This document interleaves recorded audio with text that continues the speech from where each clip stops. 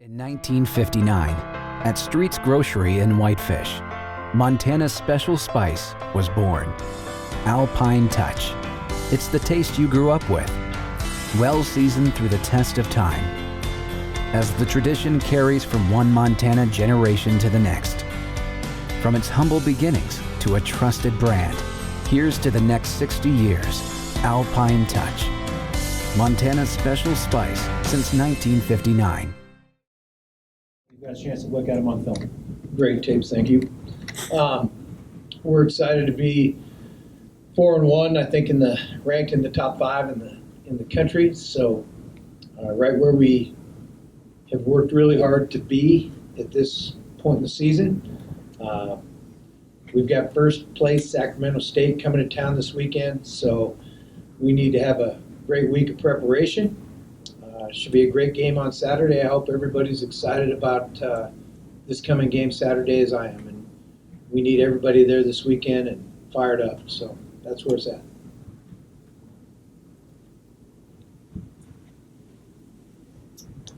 Bobby, with it being the halfway point of the regular season, obviously with 6 more regular season games left for you guys, just so far through the season, what's the biggest thing that's kind of stood out to you from this team? It really goes back to the record, 4-1 and ranked, I think, 5th. Finding different ways to, we've done what good teams do, find different ways to win games. Still a hard-working football team that's a work in progress. And when you can be that and be where we are right now, that's probably a good thing. And just to kind of elaborate on finding different ways to win, one game the offense goes off, defense has played well all year, it's special teams. Is that maybe one of the biggest things of this team is that resiliency to just find different ways and just kind of being a mark of a good team that way? Yeah, I've said it a couple different ways over the last few weeks, but I think good teams find ways to win. It doesn't matter if that's the way it is in the season. Sometimes it's the offense, sometimes it's the defense. Hopefully the kicking game here helps every week. When you went and looked back at that game in particular, the reps of all the guys that played a lot more than they normally do, how do you feel like they did and the depth did on Saturday? Yeah, we won. I guess that means it was good. Anytime you have attrition, then somebody's got to step up, and I don't necessarily look at it that way. I don't. It's just whoever's in there's in there. They've got to perform.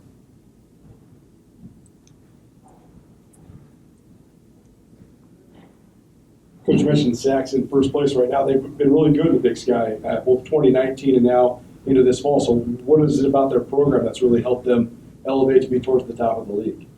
Yeah, I think they had a good team in 2017, 2018 as well. The team that we beat out here in 2018 was a really good football team that I didn't think got their just due necessarily.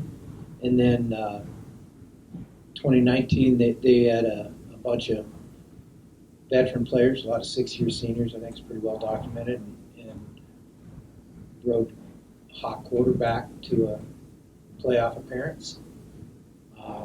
They're a really skilled football team. I think they've got good team speed. So they're an interesting team.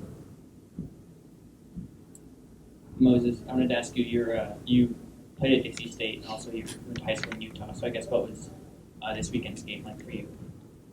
I think this game was another game where we needed to perform. We came out with the win, which is good. Dixie State was a good team, and they showed us some good looks. We were able to come out with the win. Sac State's running a 2-quarterback system. From what you see on film from them, why are they able to do that using 2 quarterbacks so effectively? That's kind of their choice to use 2. They have one guy, O'Hara, who's the guy that runs more. In fact, he's one of the leading rushers in the league, I think, right now. I'm not sure where that sits as of today. I haven't looked at it yet, but and then they've got Dunning, number 12. That's the guy that throws it a little bit more. I don't think that's the way it has to be called, but that's the way they choose to call it. That's the way they've decided to go with it, and it's been effective for them. You mentioned Kevin Thompson, how hot he was last year. Did the offense look different without a special player like that at the controls? You mean now? Yeah, it's actually. I mean, they're doing it fundamentally different without Kevin Thompson. No, it's kind of the same offense. They just get different guys doing it. They haven't made wholesale changes in the offense now. Using the 2 quarterbacks,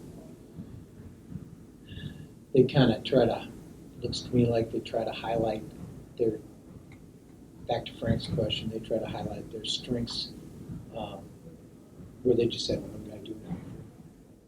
Blackfoot Communications is committed to supporting Bozeman businesses. From intelligent network solutions like SD-WAN to fast and reliable fiber-based services, Blackfoot delivers innovative ways for your business to succeed. Blackfoot Communications. Connect to more. Eli, last time you guys played Sac State, there in 2019, what do you remember about that game? And does the result of that game linger in your mind or motivate you going into this game at all? Yeah, I think every loss that we take lingers for every game we go forward with. It just lights a fire under the whole defense and the whole team as a whole. But from that game in 2019, I just remember they had a really nice team, and it just pisses me off, kind of, frankly. But none of us like to lose, so I think it's going to motivate everyone, especially this week.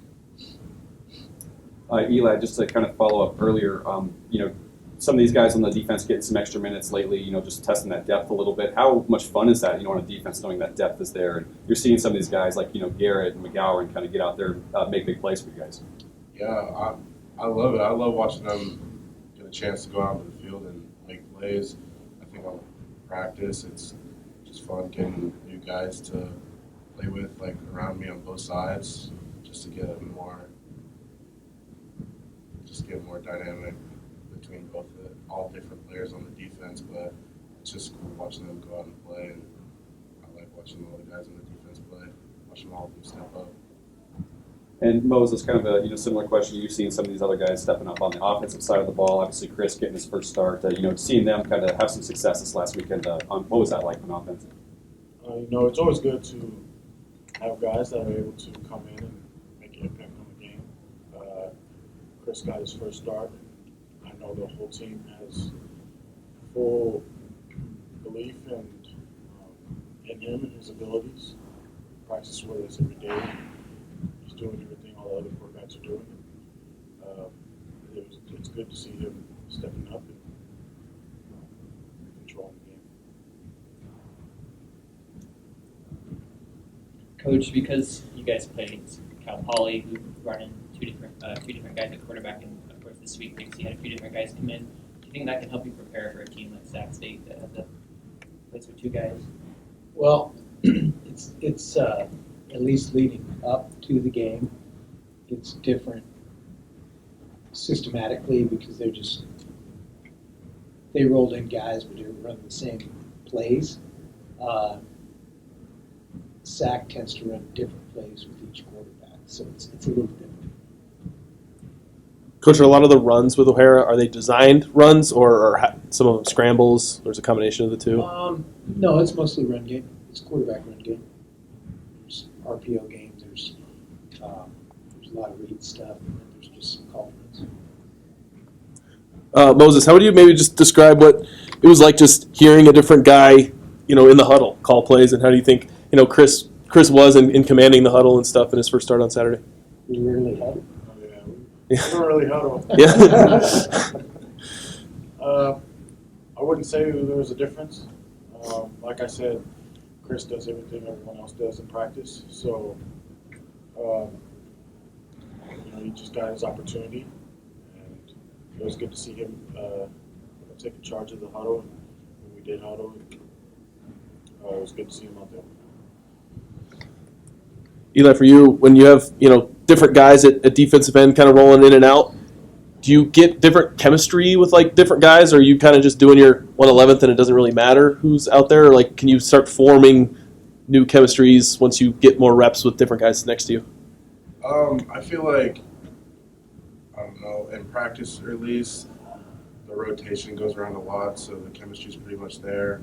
I got trust in all the guys to do their 111 just like they trust me to do my 111, so I don't think it really affects me as like from how I play, but like I said, I like playing with different groups of guys, and it's just fun running around and just fall out with them. Coach, I know when we asked you about the 20th anniversary of the 2001 team in fall camp, you were saying I think you remembered recruiting and then stepping away to watch the game, but this weekend is sort of remembering those guys, particularly because I know Andy Thompson played on that team. He's at Sac State as well. But I mean, what do you think of just those guys returning and just sort of the celebration of Montana's last national championship? Yeah, a lot of those guys are in touch, and a lot of the younger guys on that team played for us. We're excited to have them. It'll be fun to see everybody. I know a lot of those guys stay in pretty close touch, and then Wayne Hogan's going to be back, who was the AD at the time. He's excited. Coach Glenn's going to be back. He's excited. So fired up for those guys to be here. I think they'll have a good time. Anybody else? We won't cut you out. Thanks. You said after the win, you don't normally know what type of team you have until the first week of October. How well do you feel you know this team, and how would you describe the team that you have as far as you know so far? Yeah, got a pretty good handle on it. I think we're competitive. I think we play really hard, and I think they care deeply about Montana Grizzlies and their result on Saturdays. Coach, their wide receiver, Pierre Williams, he's averaging about 95 yards per game. So what is it going to be like facing a player like that? Yeah, he's a really good player. They have a lot of good players on the offensive side of the ball. I think he may be the best one. He makes a lot of plays. He's got good size. He's got good speed. He's got good hands. Hard to pick a better wide receiver in our league, in my opinion, than him. You said the week of preparation for Dixie State was challenging with the practice time and knowing who was going to be able to practice and play. Are you hoping that it's going to be a little bit better this week, or are you maybe anticipating having to might go through that again? Yeah, I don't know. I mean, we had a lot of guys sick last week. I don't know. We'll see who shows up today. All good? Thanks, everybody. Good.